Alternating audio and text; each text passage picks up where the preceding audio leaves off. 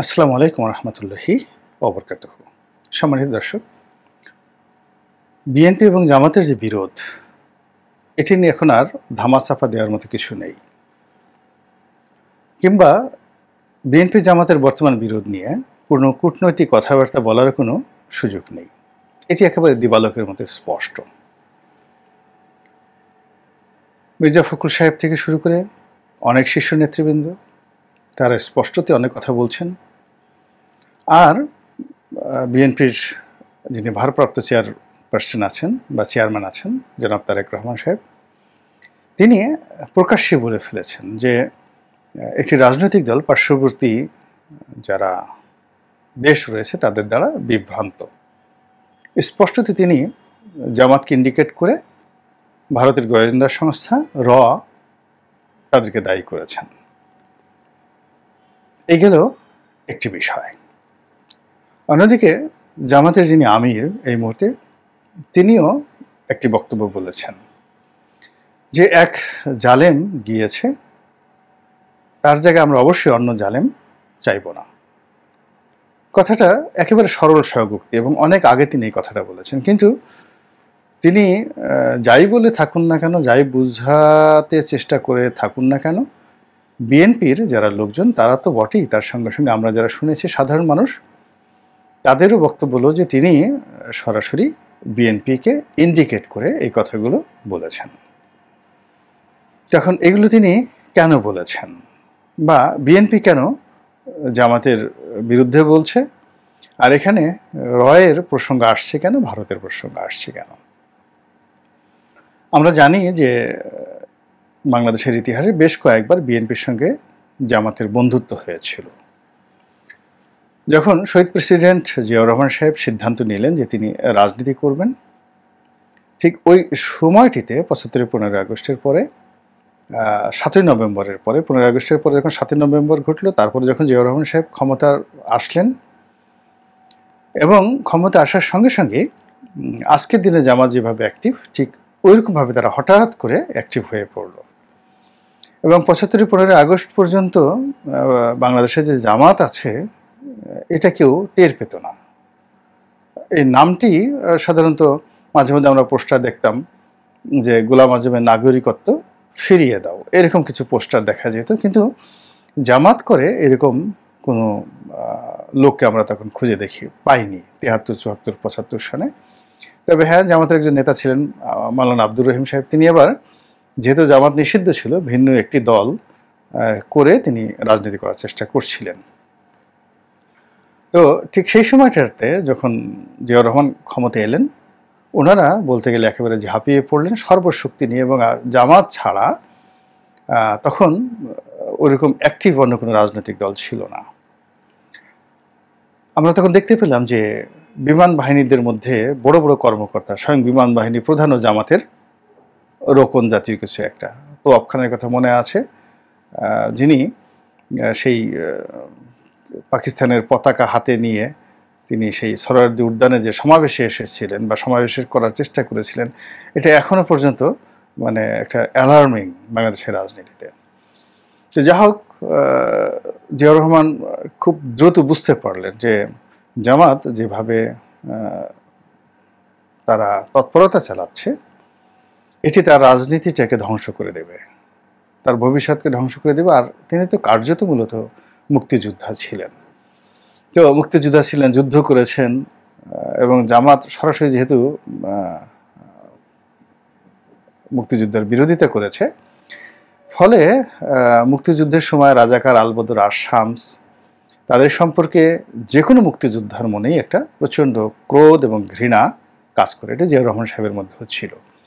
তো জিয়াউর রহমান স্পেস না দেওয়া সত্ত্বেও তারা এই আওয়ামী লীগের অনুপস্থিতিতে যে একটা স্পেস করে নেয়, এটিকে ব্যালেন্স করার জন্য জিয়াউর রহমান সঙ্গে সঙ্গে অন্যান্য যে ইসলামপন্থী রাজনৈতিক দলগুলো আছে, গোষ্ঠীগুলো আছে, তাদেরকে তিনি টেনে নিয়ে এসেছিলেন।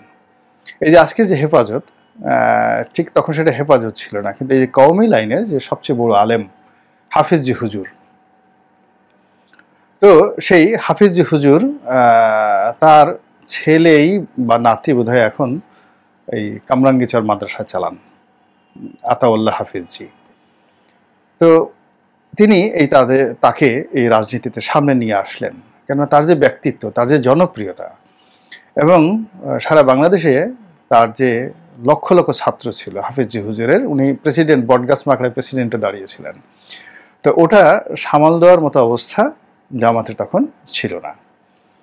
এরপর ডাইরেক্ট সরাসরি রাজাকার বা আলবদর এরকম ছিলেন, মুক্তিযুদ্ধ বিরোধী ছিলেন মাওলানা মান্নান, ইনকিলাবের মালিক। তিনি এই মাওলানা মান্নানকেও নিয়ে আসলেন, অত্যন্ত সাংগঠনিক ক্ষমতা সম্পন্ন এবং মস্ত বড় আলেম ছিলেন। ওনার মতো এত মানে ফ্লুয়েন্টলি আরবি বলা আলেম বাংলাদেশে কেউ ছিল না, তৎকালীন জামানাতে কেউ ছিল না। ফ্লুয়েন্টলি তিনি মানে কি বলবো, এবং তার যে ব্যক্তিগত কানেকশন, সাদ্দাম হোসেন ইরাকের president was his personal friend Maulana Mannan ইনকিলাবের। সৌদি বাদশার সঙ্গে তার ডাইরেক্ট ফ্রেন্ডশিপ। তো এই মানুষটিকে তিনি রাজনীতিতে নিয়ে আসেন মূলত জামাতকে মোকাবেলা করার জন্য। এর বাইরে যে বিভিন্ন যে দরবার শরীফ আছে, বড় বড় দরবার শরীফ আছে, এই দরবার শরীফগুলোকে তিনি প্রমোট করা শুরু করলেন। ফলে জামাত জিয়াউর রহমানের সময়টিতে প্রথম 6 মাসে যেভাবে জ্বলে উঠেছিল, এটি আবার 6 মাস পরে ধপাস করে তারা মানে গর্তে চলে যেতে বাধ্য হয়। এবং তাদেরকে নিষিদ্ধ করা হয়নি, কিন্তু জিয়াউর রহমানের যে অ্যাডমিনিস্ট্রেশন, সেই অ্যাডমিনিস্ট্রেশনে জামাতের কোনো রকম ভূমিকা ছিল না। বরং রাজপথে যেন জামাত কোনো অবস্থাতেই কোনো বিএনপির জন্য সমস্যার কারণ না হয়, এই জন্য তিনি কন্টেম্পোরারি জামাতের অনেকগুলো শক্তি, ইসলামিক যে শক্তি, এগুলোকে তিনি মাঠে নিয়ে এসেছিলেন। তো জিয়াউর রহমানের যে এই যে পলিটিক্যাল থিওরি এবং পলিটিক্যাল যে ভিশন অ্যান্ড মিশন, এটি বেগম জিয়ার সঙ্গে যারা ছিলেন পরবর্তীতে তারা সেটি অনুসরণ করেননি, বা বিএনপি যে কয়বারই ক্ষমতায় এসেছে তারা এই জিনিসটি নিয়ে গবেষণাই করেনি। না করার কারণে কি হলো, 2001 সনে যখন বিএনপি ক্ষমতায় এলো, তখন জামাত একেবারে বিএনপির ঘাড়ে চড়ে বসলো।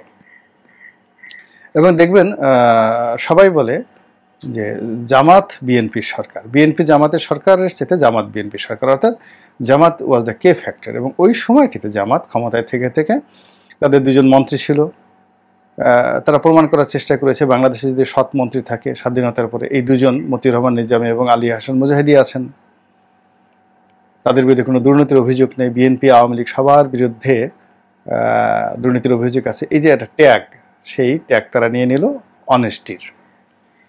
আর এর মধ্যে তারা কি করলো, ইসলামিক ফাউন্ডেশন আপনারা জানেন কত লোক চাকরি করে, সব মিলিয়ে প্রায় 20,000-এর মতো সারা বাংলাদেশে ইসলামিক ফাউন্ডেশন। এত বড় অর্গানাইজেশনটা অন্য কোনো জায়গায় নেই। এবং এখানে বিএনপির লোক, এখানে যে এরকম একটা সংগঠন আছে, এরকম একটা প্রতিষ্ঠান আছে, এটা বিএনপির লোক এখন পর্যন্ত জানে কিনা আমার জানা নেই। এই পুরোটাই জামাতের অধীন ছিল, ব্যাংকিং ব্যবস্থা থেকে শুরু করে অন্যান্য যে সকল ব্যবস্থা, বিশেষ করে মাইক্রো ক্রেডিটের ক্ষেত্রে, সেখানে জামাতের একটা গুরুত্বপূর্ণ তারা ওই সময় একটা অবস্থান করে নিয়েছিল। এরপর মিল কারখানা থেকে শুরু করে সব জায়গাতেই ব্যবসা বাণিজ্য জামাতে এগিয়ে গিয়েছিল। এবং সরকারি রিক্রুটমেন্টে সচিবালয়, মিলিটারি, পুলিশ সব জায়গাতেই এদের মানে 30% দৃশ্যমান হলো বিএনপির যে রিক্রুটমেন্টগুলো হয়েছে, বাট 70% পেছনে পেছনে তারা সবাই জামাতের ছিল। তো এইগুলো করে মোটামুটি দেখা গেল যে সরকার চালিয়েছে বেগম জিয়া, বদনাম হয়েছে হাওয়া ভবনের, বদনাম হয়েছে মামুনের, বদনাম হয়েছে তারেক রহমান সাহেবের, বদনাম হয়েছে, তারপরে বদনাম হয়েছে সেই লুৎফুজ্জামান বাবরের, আলতাফ হোসেন চৌধুরীর। কিন্তু জামাত নিষ্পাপ থেকেছে, নিষ্কলঙ্ক থেকেছে। এর ফলে কি হলো, যখন 1/11 হলো, বিএনপি আচ্ছা আমাদের ডলা খেলো, কিন্তু জামাত ডলা খেলো না। এবং যদি আওয়ামী লীগ না আসতো, যদি আওয়ামী লীগ না এসে বিএনপি আবার আসতো, 2009 সনে বিএনপি আসতো, তাহলে 2014 সনের যে নির্বাচন, সেই নির্বাচনে জামাত ক্ষমতা চলে আসতো। এরকম তাদের গ্রাউন্ড ওয়ার্ক ছিল।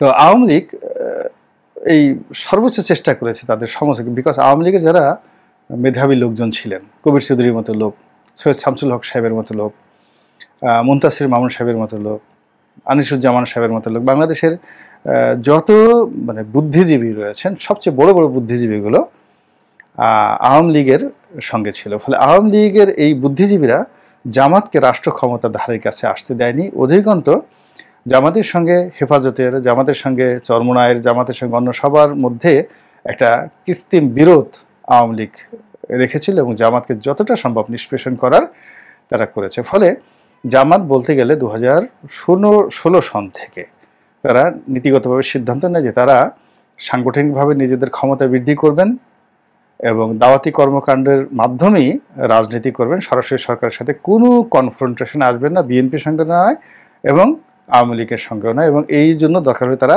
50 বছর অপেক্ষা করবেন। তো সেই কাজটি তারা করেছেন সুকৌশলে, এবং তারা কতটা সফল হয়েছেন তা এই বর্তমান জামানাতে আপনারা দেখতে পাবেন। ফলে কি হচ্ছে, এখন পুরো রাজনীতির যে ময়দান, সেই ময়দান জামাতের দখলে চলে গেছে। আর চাঁদাবাজির বদনাম, দুর্নীতির বদনাম, সচিবালয়ে মারামারির বদনাম, অফিসার্স ক্লাব দখল করার বদনাম, ব্যাংক পাড়া দখল করার বদনাম, সিবিএ দখল করার বদনাম, গুলিস্তানের মার্কেট দখল করার বদনাম, সবগুলো বিএনপির ঘাড়ে চলে এসেছে। গ্রামের একটা তৃণমূল কৃষক থেকে শুরু করে একেবারে বাংলাদেশ ব্যাংকের গভর্নর পর্যন্ত সব জায়গাতে যদি আপনি শুধু বদনাম শুনতে চান, বদনাম শুনবেন বিএনপির বিরুদ্ধে, সুনাম শুনবেন জামাতের পক্ষে। এবং এটি বিএনপির জন্য বলতে গেলে গোদের উপর বিষ ফোড়া হয়ে যাচ্ছে। যতই তারা জামাতকে দেখছে ততই তাদের সারা শরীরের মধ্যে গিজগিজ করতেছে। এবং এই যে গিজগিজটি, এটি আপনারা দেখতে পাবেন বিশ্ববিদ্যালয়গুলো খোলার পরে। ছাত্রদল যখন মিছিল করবে, মিছিল করার পরে এই সমন্বয়ক এবং জামাতের সঙ্গে ছাত্রদল যুবদলের যে কন্ট্রাডিকশন শুরু হয়ে যাবে, সেই কন্ট্রাডিকশনটা ছাত্রলীগের দ্বারা শিবির এবং অন্যান্য সংগঠন যেভাবে নিষ্পেষিত হয়েছে তার চেয়ে অনেক বেশি এটা অনিবার্য হয়ে পড়বে। এটা অনিবার্য হয়ে পড়বে বিকজ এই সময়টিতে বিএনপির এত রাগ কেন? যেমন আপনি দেখেন ডক্টর ইউনূসের প্রতি শেখ হাসিনা রাগ ছিল কেন? তার রাগ ছিল যে ডক্টর ইউনূসের যে আন্তর্জাতিক পরিচিতি, এটা শেখ হাসিনার কারণে হয়েছে। তিনি নিজে নিজে সেই উনি যখন 96-2001 সনে ছিলেন, 96 সনের আগে ডক্টর ইউনূসকে কে চিনত বাংলাদেশে? উনি তাকে শিক্ষক হিসাবে সমস্ত রাষ্ট্রীয় প্রোগ্রামগুলোতে বিভিন্ন জায়গাতে নিয়ে গেছেন। এরপর তার ব্যাংকটা দেউলিয়া হয়ে গেছিল। তিনি বাংলাদেশ ব্যাংক থেকে 800 কোটি টাকা বিনা সুদে এই গ্রামীণ ব্যাংকে দিয়ে ডক্টর ইউনূসের এই ব্যাংকটাকে রক্ষা করেছিলেন। এই কারণে তিনি ডক্টর ইউনূস সম্পর্কে খুবই ইতিবাচক ধারণা পোষণ করতেন। এর মধ্যে দুটো ঘটনা ঘটেছে। এক নম্বর ঘটনা হলো যে ডক্টর ইউনূসের সঙ্গে যারা ব্যবসা বাণিজ্য করেছেন, যেমন তারা খুব ভালো জানেন যে তিনি কি প্রকৃতির মানুষ। তার অধীনে যারা চাকরি করেছেন বিভিন্ন প্রতিষ্ঠানে, তার অসংখ্য প্রতিষ্ঠান তিনি করেছেন, আবার তিনি এগুলো বন্ধ করেছেন। তো এই যারা তার সঙ্গে লেনদেন করেছেন তারা খুব ভালো জানেন। তো শেখ হাসিনার সঙ্গে তো তার একটা লেনদেনের সম্পর্ক ছিল। তো তার প্রথম সমস্যাটা ছিল 111-এর সময় যখন ডক্টর ইউনূস সেই শেখ হাসিনার পক্ষে কোনো কথা না বলে রাজনীতির মাঠে নামার চেষ্টা করলেন এবং একই সঙ্গে নোবেল পুরস্কার পেয়ে গেলেন। এটি শেখ হাসিনার মনে একটা ঈর্ষা তৈরি করেছে, প্রচণ্ড একটা ঈর্ষা, তার সঙ্গে সঙ্গে একটা ক্রোধ তৈরি করেছে। এবং তার বাইরে ডক্টর দীপুমণির যে হাজব্যান্ড, সেই হাজব্যান্ডের সঙ্গে ডক্টর ইউনূসের বোধহয় কোনো কারণে একটা ব্যবসায়িক সম্পর্ক ছিল এবং সেখানে সেই যে দীপুমণির হাজব্যান্ড ডক্টর ইউনূস দ্বারা ক্ষতিগ্রস্ত হয়েছেন বলে প্রধানমন্ত্রীর কানে সারাক্ষণ সেই বিষ ঢালছে দীপুমণি। এবং এর ফলে কিন্তু সম্পর্কটা যখন শেখ হাসিনা ক্ষমতা পেলেন, তিনি তার সর্বশক্তি নিয়োগ করেছেন এই ডক্টর ইউনূসের বিরুদ্ধে। তো একই কারণ হলো যে জামাতের যে বর্তমান অবস্থা, সেই অবস্থায় বিএনপি মনে করে, যেভাবে ধরেন আওয়ামী লীগ সম্পর্কে ভারত মনে করে যে ভারত না হলে আওয়ামী লীগ টিকতই না, স্বাধীনতা আমরাই দিয়েছি, আমাদের সেনাবাহিনী গিয়ে সেখানে যুদ্ধ করে আসছে, ইত্যাদি নানা রকম নেতিবাচকতা। বিএনপিও জামাত সম্পর্কে মনে করে আমরা না হলে তো তোমরা বাংলাদেশে টিকতেই পারত না, রাজনীতি করতে পারত না, আওয়ামী লীগ তোমাদেরকে শেষ করে দিত। আমাদের উপর ভর করে, আমাদের উপর সেই খেয়ে পড়ে, আমাদেরটা খেয়ে পড়ে তোমরা শক্তি অর্জন করে আবার আমাদের উপর ছড়ি ঘোরাচ্ছ, আমাদেরকে জালেম বলছো। এইগুলো তারা অনেক কথা এখন প্রকাশ করছে না কৌশলগত কারণে, কিন্তু যখন তারেক রহমান আসবেন, একটা ইলেকশন শুরু হবে বা অর্থনীতি সবকিছু স্বাভাবিক হবে, তখন এই যে বিএনপির যে ক্রোধ, এই ক্রোধটি আপনারা টের পাবেন এবং মাঠে দেখতে পাবেন। এবং যখন বিএনপির ছাত্র দলের এই লোকগুলো, যুব দলের লোকগুলো তারা যখন এই তাদের অ্যাকশনে যখন যাবে, তখন ওই যে গর্ত থেকে ছাত্রলীগ বের হয়ে আসবে। এর কারণ হলো ছাত্রলীগ আওয়ামী লীগের হাতে অনেক অনেক টাকা, বিএনপির হাতে এখনও টাকা যায়নি, জামাতের হাতেও কিন্তু এখনও টাকা নেই। তো কাজেই এই যে ব্যবসা বাণিজ্য, গাড়ি বাড়ি, কৌশল, বিভিন্ন কারণে, এমনকি প্রশাসনে এখনও 90% আওয়ামী লীগের রিক্রুটমেন্ট। তো কাজেই আওয়ামী লীগের লোকগুলো মানে যখনই জামাত এবং বিএনপির মধ্যে বিরোধ শুরু হবে, তখন আওয়ামী লীগ সেখানে ঘি ঢালবে, সেখানে কেরোসিন ঢালবে, সেখানে পেট্রোল ঢালবে এবং এই বিরোধটাকে চাঙ্গা করে দেবে। যেমন আপনি ধরুন, এই যে আমাদের একটা গণঅভ্যুত্থান হয়ে গেল, তো সেখানে কার্যত বিএনপি এবং জামাত এখানে সরাসরি অংশগ্রহণ করেনি। তারা কি করেছে? ঘি ঢেলেছে।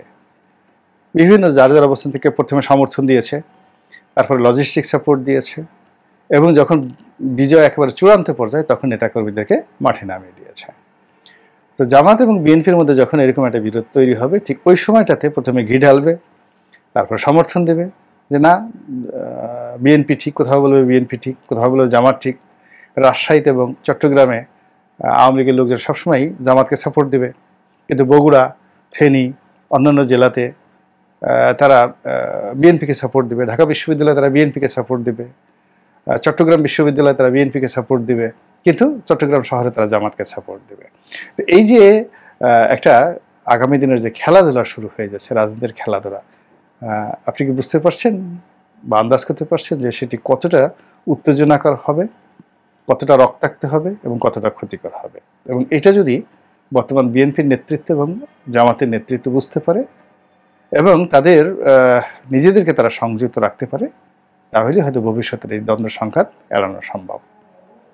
আল্লাহ আমাদের সবাইকে হেদায়েত দান করুন এবং হেফাজত করুন। আসসালামু আলাইকুম ওয়া রাহমাতুল্লাহি ওয়া বারাকাতুহু।